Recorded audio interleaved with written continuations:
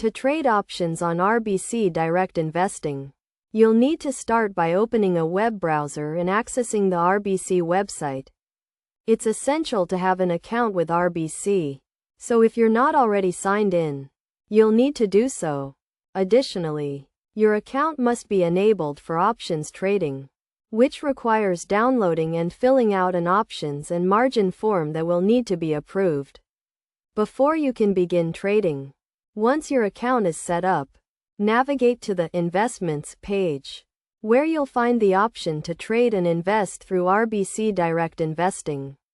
You can access this feature through the mobile app, trading dashboard, or online website. Before making any investments, it's crucial to research the asset you're interested in.